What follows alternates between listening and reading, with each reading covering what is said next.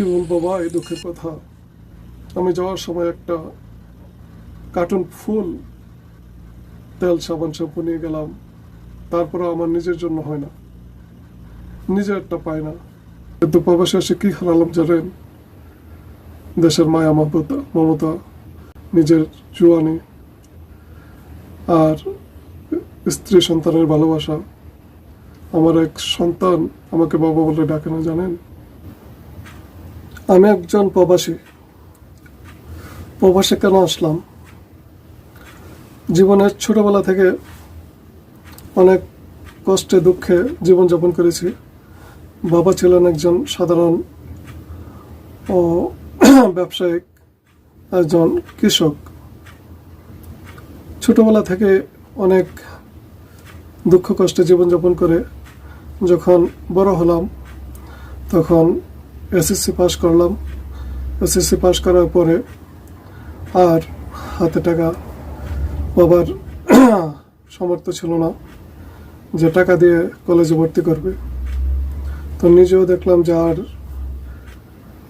লেখাপড়া করে কি হবে, বাবার হাল ধরতে হবে। বিদেশে পাড়ি দিলাম, ঢাকাতে। তো ঢাকায় যেয়ে গার্মেন্টসে চাকরি করলাম। চাকরি করে কিছু টাকা ইনকাম করলাম। এই যে বাবার জীবন শুরু, তার থেকে আজও পর্যন্ত প্রবাস জীবনে আছি, প্রবাসেই কাটছে।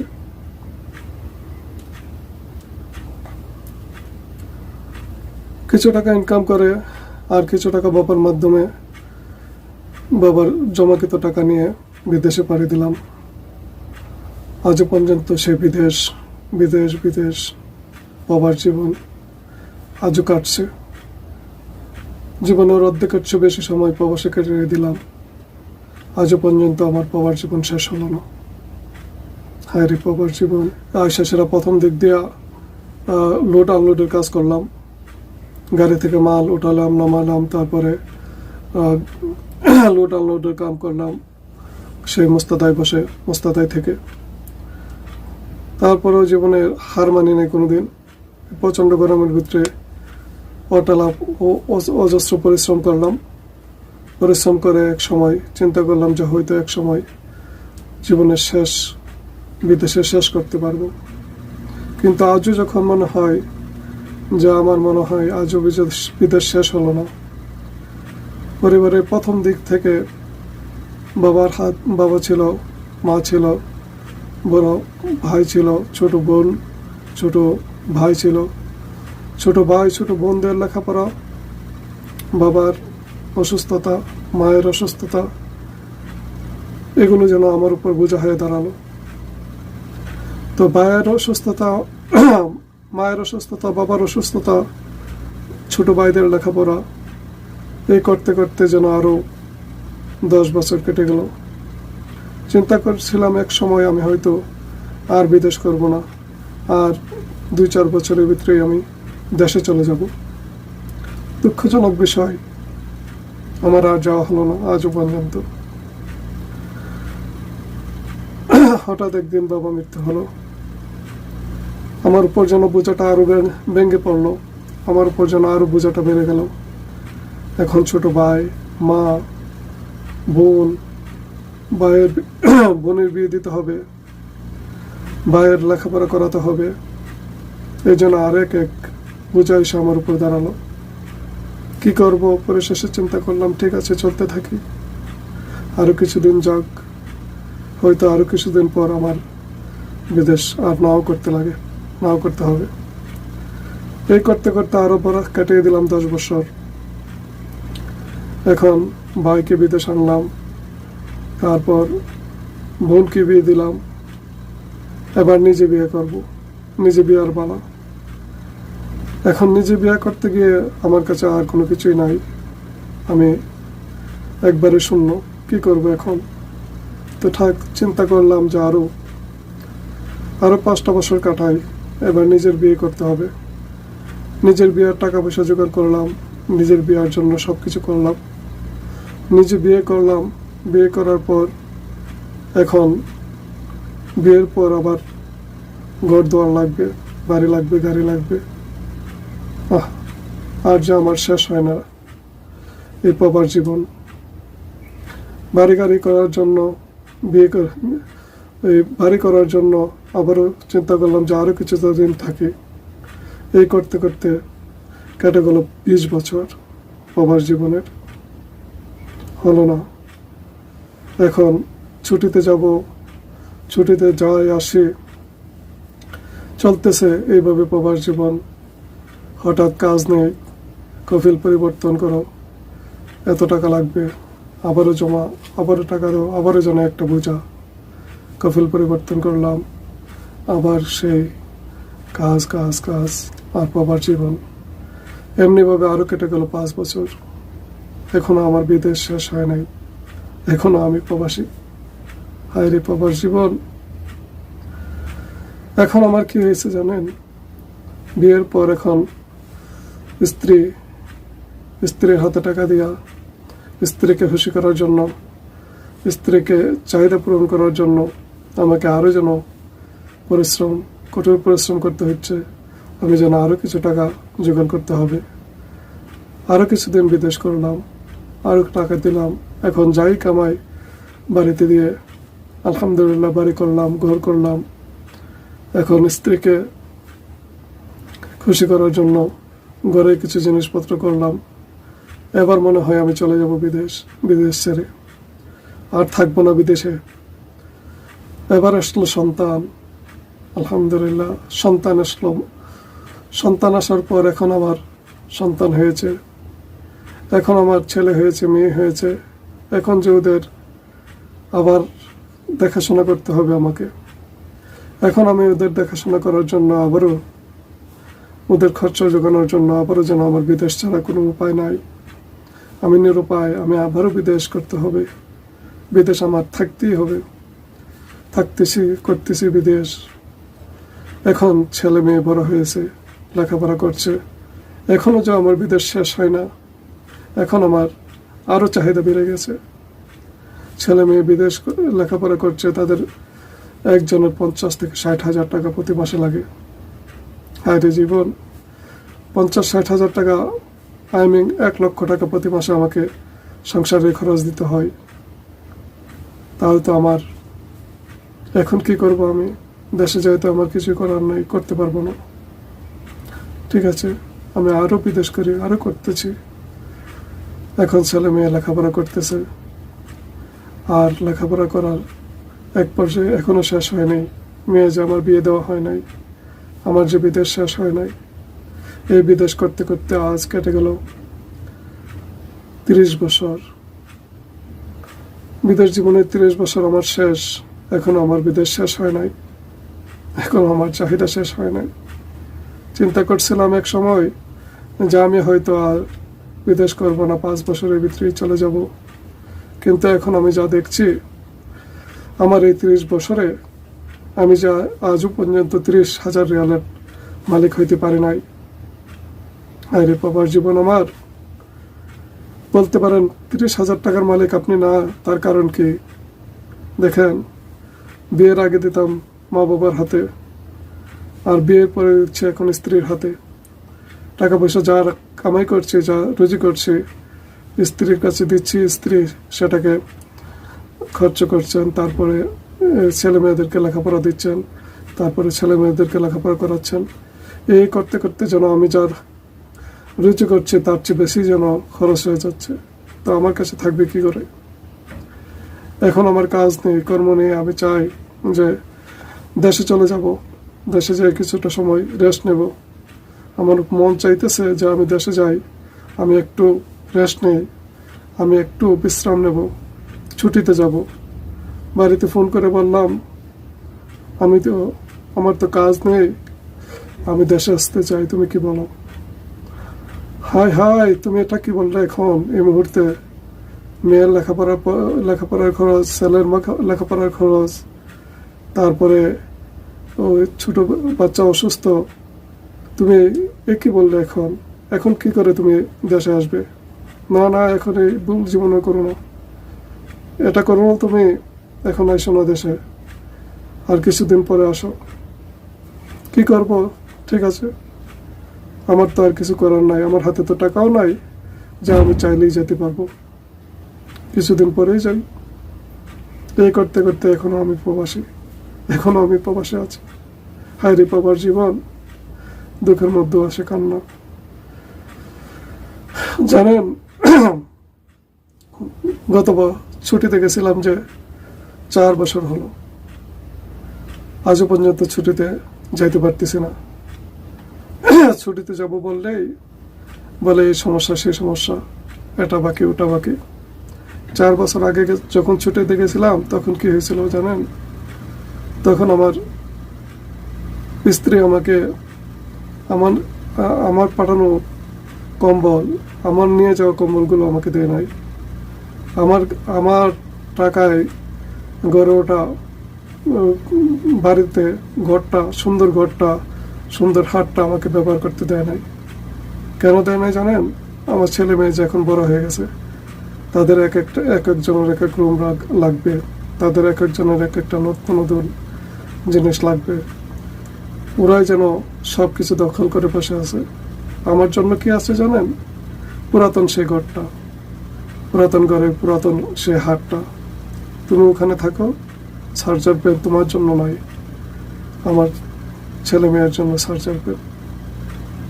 এইভাবে আমি যখন ছুটি দেখেছিলাম তখন সেটা আপনার এরকম পরিস্থিতি হয়েছিল। কি বলবো ভাই, দুঃখের কথা।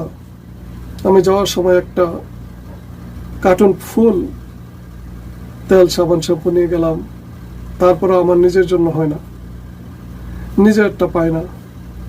কি ব্যাপার বলে, আমি তো আমার বোনকে দিয়ে দিছি, আমার ভাইকে দিয়ে দিছি, আমার আত্মীয় স্বজনকে বেটা টেটা দিয়া সাবান শ্যাম্পু যেগুলো আছে এগুলো তো আমার লাগবে, আর তোমার বাচ্চা কাচ্চার লাগবে, তো এগুলো তুমি ব্যবহার করো না। চিন্তা করতে পারেন কতটুকু কোন জায়গায় আছি, প্রবাসী আমি কোন জায়গায় আছি। অথচ আমি কিন্তু নিয়ে গেছি কার্টুনটা ভরে, আর সেগুলো আমাকে দিতে গিয়ে এখন হিসাব করছে যে এগুলো তো শেষ হয়ে যাবে, তখন পাবো কোথায়? তো আমি বললাম সমস্যা কি, আবার নিয়ে আসবো। আবার কখন আসবা? তো অসুবিধা কি, দেশে আছে না, দেশে থেকে কিনে নিবা। আরে দেশে কিনে নিব কি করে, দেশের গুলো তো ভালো না, এটি ব্যবহার করলে শরীরে খুশকা পড়ে যায়। বুঝতে পারছেন দুঃখটা কোথায় প্রবাসীর? ওরা দেশের জিনিস ব্যবহার করতে পারবে না, ওরা বিদেশি জিনিস ব্যবহার করবে। ভালো কথা করো, কিন্তু আমি তো নিয়ে গিয়েছি তোমাদের জন্য, আমি তো দেবো তোমাদেরকে, আমাকে একটু দাও। না না, তুমি ব্যবহার করো না এগুলো। ও যে বাগালা থেকে নিয়ে আসো, মুদি দোকান থেকে নিয়ে আসো তোমার জন্য সাবান শ্যাম্পু। এটাই হচ্ছে বাস্তবতা, জানেন। আর কি বলবো প্রবাস জীবনে, প্রবাসের কাহিনী। পেলাম অনেক কিছুই, বাড়িঘর, স্ত্রী সন্তান, এগুলো হয়তো কামাই করছি প্রবাসে আসে, কিন্তু প্রবাসে আসে কি হারালাম জানেন? দেশের মায়া মমতা, নিজের জোয়ানি, আর স্ত্রী সন্তানের ভালোবাসা। আমার এক সন্তান আমাকে বাবা বলে ডাকে না, জানেন। সে আমাকে বাবা বলে ডাকতে লজ্জা পায়, লজ্জা বোধ করে, জানেন। আমি প্রবাসী, ছোট্ট ছিল সে, ওকে রেখে বিদেশে এসে পড়ছি। আর তখন তেমন মোবাইল ছিল না, তেমন ইন্টারনেট ছিল না, কথা বলতে পারি না। সপ্তাহে একবার ফোন করতাম, জরুরি কথা বলতাম। তো তাকে তেমন ডাক পোজ করা হয় নাই। আস্তে আস্তে সে যে বড় হয়ে গেছে, এখন আমি যখন ছুটিতে গেলাম তখন সে আমার কাছে আর আসে না। আমি যখন তাকে ডাকি বাবা বলে, সে আমাকে বাবা বলে ডাকে না, সে আমাকে এই বলে ডাকে। আমি কত চেষ্টা করলাম, কত রিকোয়েস্ট করলাম যে বাবা একবার বাবা বলে ডাকো। ও বলল না, ও যেন বাবা বলাটা ভুলেই গেছে, বাবা বলতেই পারে না, বাবা বলা ভুলেই গেছে। এবার চিন্তা করেন আমি কি প্রবাসে এসে আমি কি পেলাম, কি হলো আমার? আর কি পেলাম প্রবাসে এসে জানেন? প্রবাসী প্রবাসী আছি এখন আমি। প্রবাসী তো বটে, কিন্তু আমার জীবনের সব কিছুই যেন প্রবাসে হারিয়ে গেল। যাদের জন্য তারা আজ আমাকে তারপরও বলে যে তুমি কি করলে, কি হলো। আমার পাশের বাড়ির এমুক জনে বিল্ডিংটা তো কত বড় করে করছে, কত সুন্দর, ভিতরে টাইলস লাগাইছে, উপরে ছাদ দিছে, আর তুমি কি করলে, এইটুকু একটা ঘর করলে, আর এতেই তোমার টাকা নাই, তোমার চাকরি নাই, তোমার বিদেশ করা শেষ হয়ে গেছে। পাশের বাড়ির ওই লোক এখন পর্যন্ত বিদেশে আছে, লক্ষ লক্ষ টাকা কামাই করতেছে, আর তুমি কি করতেছ? প্রবাস জীবন, হাই ভাই, প্রবাস জীবন কার কাছে কি বলবো।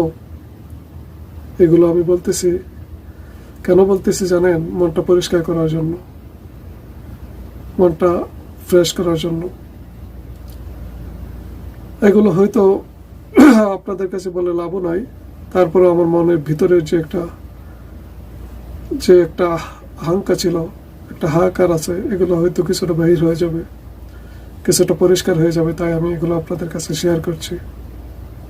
এখন আমার জীবনের যেন শেষ প্রান্ত, আমি যেন আর পারে উঠছি না, আমি যেন আর আমার শরীরকে চালাইতে পারতেছি না, যে আমি কাজ করব, কাজের এনার্জি যেন আগের মতো আর নেই, কাজের চাহিদাও যেন আগের মতো আর নেই। আমি যেখানে যাই সেখানে যেন আমাকে কাজ আর কেউ দিতে চায় না।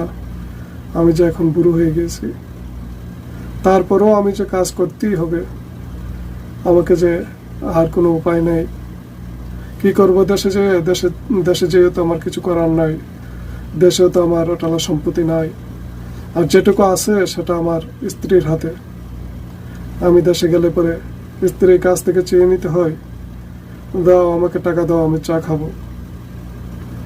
যদি দেয় তাহলে আমি চা খেতে পারি, আর যদি না দেয় তাহলে তো আমার চা খাওয়া বন্ধই হয়ে যায়। কেননা আমি যে প্রবাসী, আমি যে সব টাকাগুলো ওর হাতে দিয়ে দিয়েছি, এখন তো ও যেটা বলবে সেটাই আমাকে করতে হবে। আমার হাতে যে আর কোনো টাকাই নেই। আমি আমার ফ্যামিলির কাছে কেমন জানেন? টাকার মেশিন। টাকা যদি দিতে পারি, টাকা যদি ঠিক মতো সাপ্লাই দিতে পারি, তাহলেই যেন আমি ভালো। টাকা না দিতে পারলে আমাকে ফোনও দেয় না, আর আমার কোনো খোঁজ খবরও নেয় না। টাকা দিতে যদি একটু দেরি হয়, তাহলে যেন আমাকে আমার সাথে রাগ করে বসে থাকে, টাকাটা দিলাম না কেন, টাকাটা সময় মতো দেয়নি কেন। আমি যেদিকে বেতন পাই নাই, আমি যেদিকে কাজ করতে পারি নাই, সেটা একবারে চিন্তা করে নি। শুধু চিন্তা করলো যে টাকাটা দেয়নি কেন, টাকাটা দেরি হলো কেন। তারপরও আমি সুখী, আলহামদুলিল্লাহ। এটাই যে প্রবাস জীবন, এটাই যে একজন প্রবাসী। যে কথাগুলো শুনলেন, এটা ছিল আমার এক বন্ধু।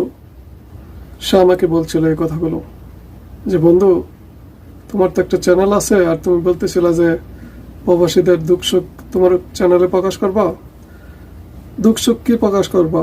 আমার জীবনের বাস্তব কথাটাই তুমি প্রকাশ করো তোমার চ্যানেলে। তুমি নিজ থেকে বইলো, আমি আর কিছুই বলবো না। শোনো, তোমাকে আমি বলে দিই, তুমি এইভাবে আমাকে আমার জীবনের কাহিনীটা বইলো। তো আমি আমার বন্ধুর এই জীবনের কাহিনীটা আপনাদের কাছে শেয়ার করলাম। আর আমি আমার বন্ধুকে আরো কিছু প্রশ্ন করছিলাম, যে বন্ধু, তোমার ফ্যামিলির কোন কাজটা তোমার কাছে ভালো লাগে? তখন আমার বন্ধু বলছিল যে দেখো, আমার ফ্যামিলির একটা কাজ আমার কাছে সবচেয়ে ভালো লাগে, যেটা হচ্ছে ওরা যখন টাকাটা পায়া হাসি মুখ দিয়া আমার সাথে হাসিতে কথা বলে, আর বলে আলহামদুলিল্লাহ যে টাকাটা দিছ, এটা দিয়া অনেক সুন্দরভাবে আমি আমার সংসারের খরচটা চালাইছি। এই জিনিসটা যখন বলে আমার কাছে অনেক ভালো লাগে, আলহামদুলিল্লাহ, আমি অনেক খুশি হই। তো আমি জিজ্ঞাসা করছিলাম যে বন্ধু, তোমার কাছে তোমার ফ্যামিলির কোন জিনিসটা সবচেয়ে খারাপ লাগে? তো আমার বন্ধু বলছিল যে বন্ধু, আমার কাছে সবচেয়ে বেশি খারাপ লাগে ওই জিনিসটা, যখন আমি একটা কোনো কাজ করি, আর কাজটা করার পরে সেটা দেখা সে যখন বলে আলহামদুলিল্লাহ না বলে বলে যে কি করলা এইটুকু একটা কাজ, মানে যে সাপোজ আমার বাড়িটা, আমি যে বাড়িটা করলাম, আমার এই বাড়িটা আমি ছোটোখাটো করে করছি, তো আমার এই বাড়িটা সে যদি পায়া তার সন্তুষ্টি না, একবার আলহামদুলিল্লাহ বলে না, তো সে কি বলে, দেখছো ওরা কি সুন্দর বাড়ি করছে, কত বড় বাড়ি করছে। বা আমি একটা অন্য কিছু করলাম, যেমন ধরো আমি মানে টাকা 50,000 পাঠালাম, তো সে এটা পায় যখন আলহামদুলিল্লাহ না বলে বলে যে 50,000 টাকা পাঠাইছো, কি হয়, সব কিছুর দাম বেশি। ওই বাড়ির এমকে তো প্রতি মাসে 1 লাখ 2 লাখ টাকা পাঠায়। এই কথাগুলি যখন বলে তখন আমার কাছে সবচেয়ে বেশি খারাপ লাগে। তো আমি আমার বন্ধুকে জিজ্ঞেস করছিলাম যে বন্ধু, তুমি তোমার সন্তানদেরকে কি বলবে,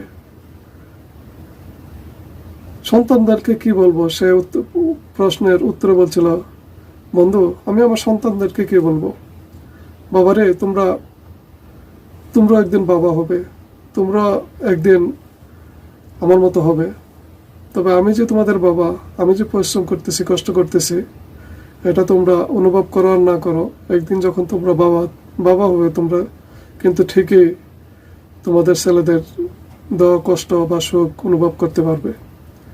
তা আমি বলবো কি, তোমরা নিজেরা নিজেদের মতো করে গড়ে ওঠো, আর বাবাকে একটু গুরুত্ব দিও। বাবা তোমাদের জন্য যা বলি সেটা তোমাদের ভালোর জন্যই বলি, তোমাদের মঙ্গলের জন্যই বলি। তোমরা তো শিক্ষিত হয়ে গেছো, কলেজে লেখাপড়া করতেছো, বাবা তোমাদেরকে যদি বলি যে এই কাজটা করো না, তোমরা আমাদেরকে যুক্তি দেখাও যে এই কাজটা এমনি হেমনি এসে তোমরা যুক্তি দেখাও, তোমাদের যুক্তির কাছে আমরা হার মানতে হয়। বাবা তোমরা লেখাপড়া করে বড় হয়েছে ঠিকই, কিন্তু এখনো বাবা হও নাই। আমার মতো বাবা যখন হবা তখন তোমরাও বুঝবা যে যুক্তি দেওয়াটা, বাবার সাথে যুক্তি দিলে বাবার মনটা যে কত খারাপ হয়। যুক্তি দিও না বাবা, তোমরা শুধু বাবার যে আদেশটা সেটা মানতে চেষ্টা করো। আমি আমার বন্ধুকে প্রশ্ন করছিলাম, বন্ধু বাবা সে আর কতদিন থাকবে? সে হাসতে হাসতে বলল, জীবনের 30 বছর 45 বছর বাবার জীবন কেটে গেল, আর বয়সটা হয়েছে কত জানো? 65 বছর। আর বাকি কদিন আর বাঁচবো, যেটুকু বাঁচি প্রবাসেই কেটে দেব। কি করবো, দেশে যে করার কিছু নেই। তো আমি জিজ্ঞাসা করছিলাম যে ফ্যামিলির কাছ থেকে আপনার চাওয়ার কিছু আছে? তো আমার বন্ধু বলতেছিল, ভাই ফ্যামিলির কাছ থেকে আমার চাওয়ার কিছু নেই, ফ্যামিলির ওরা যদি সুখ শান্তিতে থাকে এটাই আমার জন্য সবচেয়ে বড় পাওয়া। আমাকে এরা কি দিবে কি নিবে তাদের কাছ থেকে চাওয়া পাওয়া আমার কিছু নেই, ওদের সুখই যেন আমার চাওয়া, আমার পাওয়া। তো আমি বলছিলাম, বন্ধু বাংলাদেশ সরকারের কাছে তোমার কিছু চাওয়া পাওয়ার আছে? সরকারের কাছে আমি কি চাবো রে বন্ধু, সরকারের কাছে চাওয়া পাওয়া আমার কিছু নেই। বাংলাদেশ সরকার, আমি চাইলেই কি সে আমার কথাগুলো শুনবে বা আমার কথাগুলো তার কাছে পৌঁছাবে না তোরে বন্ধু। আমি বলছিলাম, বন্ধু হয়তো পৌঁছাতেও পারে, হয়তো শুনতেও পারে, হয়তো আমার এই ভিডিওটা সরকারের কোনো একজন ঊর্ধ্বতন কর্মকর্তার কাছে যেতেও পারে। চাইলে তুমি কি চাও? যদি চাই থাকে, আমি একজন প্রবাসী, আমার তো চাওয়ার কিছুই নাই। আমি পাই আর না পাই, আমি বলবো সরকারকে যে আপনারা প্রবাসীদের জন্য লোন চলেন, প্রবাসীদের জন্য অবসর ভাতা চালু করেন। প্রবাসীরা প্রবাস থেকে লক্ষ লক্ষ টাকা পাঠাইয়া দেশের উন্নয়ন করছে, দেশের উন্নয়নে ভূমিকা রাখছে। এক সময় যারা তারা বেকার হয়ে যাচ্ছে এবং দেশে যখন যাচ্ছে তখন তারা আর হাত খালি হয়ে যাচ্ছে এবং সেখানে মানে চলার মতো কোনো ব্যবস্থা থাকে না। বাংলাদেশে একজন লোক যদি 30 বছর চাকরি করে সে পেনশন পায়, সে যেরকম দেশে ভূমিকা রাখে, যেরকম আর্থিকভাবে ভূমিকা রাখে, অন্যান্যভাবে ভূমিকা রাখে, একজন প্রবাসীও সেরকম তার চেয়ে বেশি ভূমিকা রাখে দেশের জন্য।